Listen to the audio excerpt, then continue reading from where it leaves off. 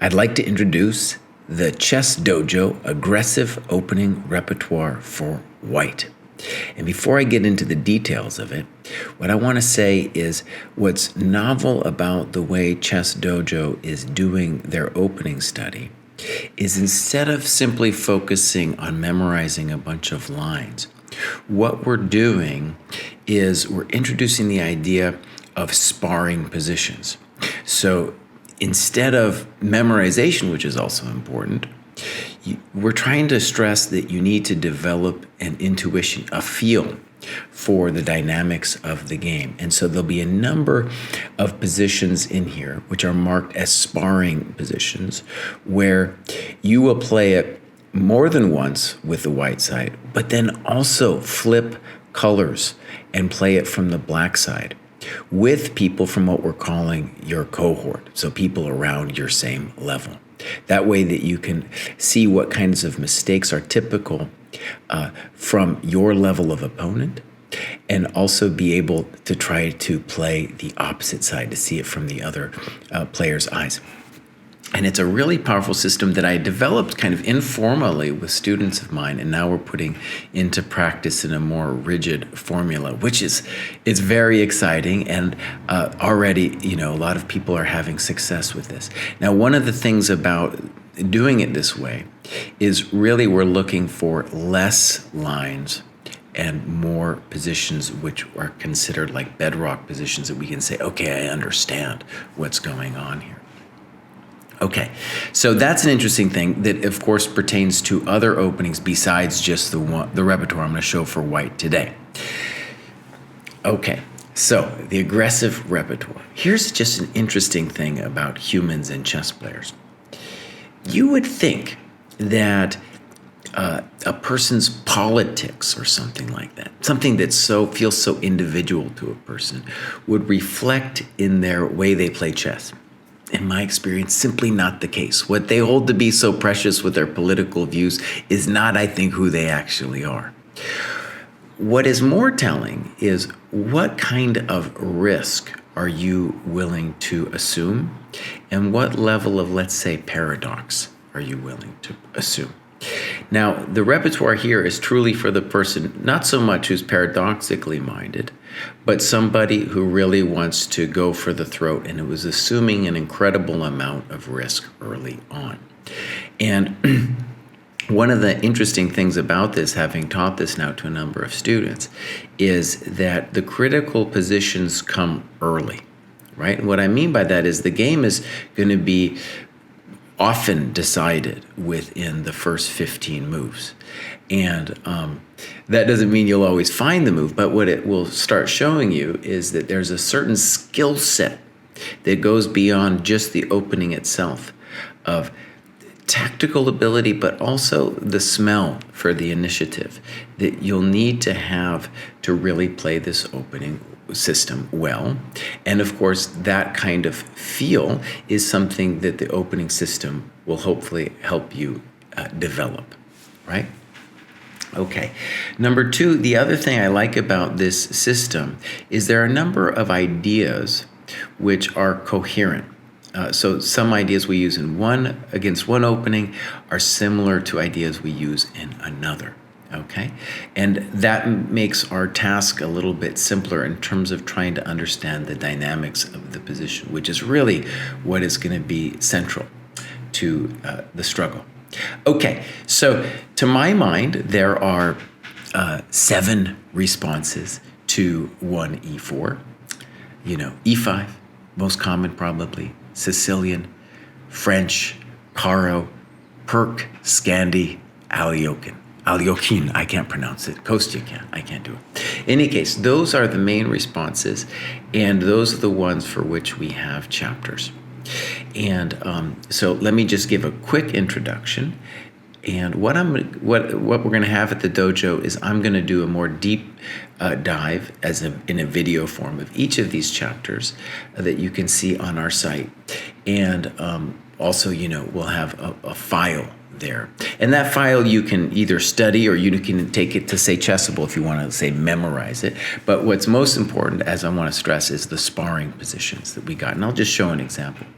So I think a great opening against e5 is this bishop's opening. It's less known, but it's very principled. And one of the first things I want to stress about it is that the pawns are pointing this way. And that's important because if you want to be an attacking player, it's good for your pawns to be pointing towards the king side. Imagine for a moment you're a London player and your pawns are pointing this way. There's nothing wrong with that, but you're not going to be attacking the king. And if you play c4, it's going to be far less volatile than in this position where we might play f4. We will, in several positions, play f4. So it's a very volatile and aggressive system.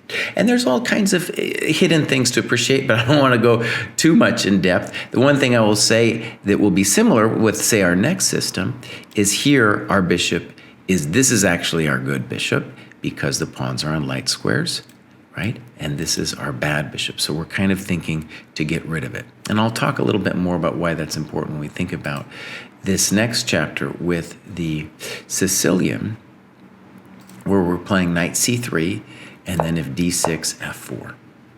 And again, it's very similar structure, honestly, because we're going to dream about getting this guy out and then closing it off and then proceeding to attack on the king side.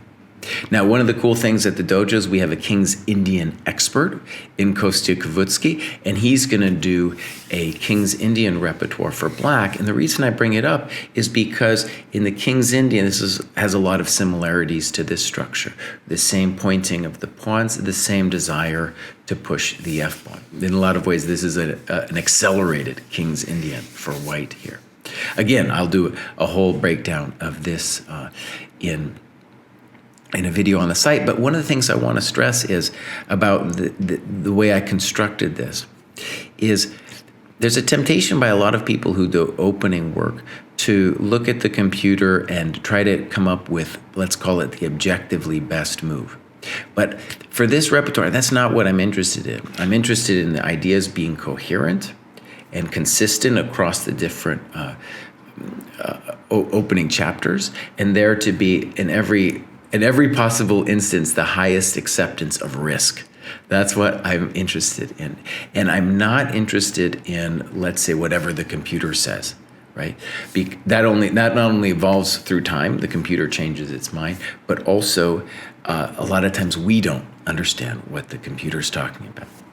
Okay, the next two chapters with the French and the Karo actually also have a similarity to each other, not too different from what we just talked about. And so with the French, I did a video a couple years ago called The Easy System Against the French. And for this one, I even came up with some interesting improvements that the computer helped me find, but they're all consistent with what I'm describing as the values of this opening system. And notice the pointing of the pawns. The king side of the board is our side of the board, where we want to put our heavy pieces. In a similar way, then with the Karo, we're playing this beautiful e5. Again, the pointing of the pawns, the king side is our side, and we are going to attack with h4. It's a beautiful move. Also high acceptance of risk and complication. And so there's a whole skill set to be learned here.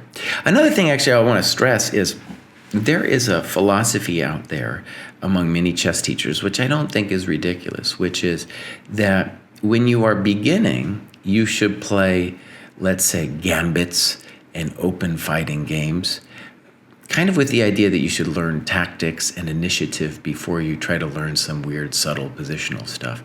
And so I have some sympathy with that point of view. I'm not, hugely dogmatic about it, but in any case, this would be a kind of first repertoire for that kind of player. And one of the nice things is whether you are a beginning level player or much advanced, the amount of, let's say, memorization for all of these chapters is not so high. Then, similarly with the Perk, we just have a very simple system where we do this build up and we are playing for h4, h5, queen d2, bishop h6, mate. Very volatile, very difficult for black. with the Scandi, the famous Scandi. This will be, I want to use this as an example of the amount of aggression that we can throw at people here. So the Voskavod variation, for example, is this one. And a really nice move to try to grab the initiative is this pawn sacrifice, b4. Of course, there are many different things you could do against the Scandi. It's a terrible opening. But b4 is a great illustration of some of the principles of the aggressive repertoire for white. We really want to go after him right away. We don't want to really push him off balance, right?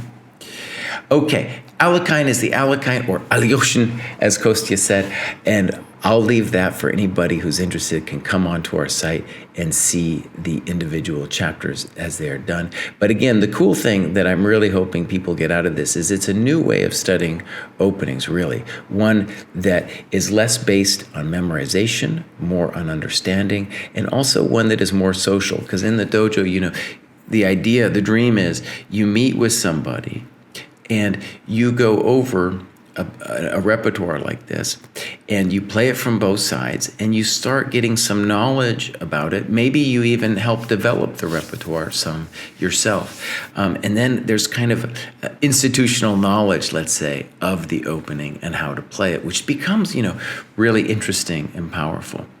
And we're going to have others.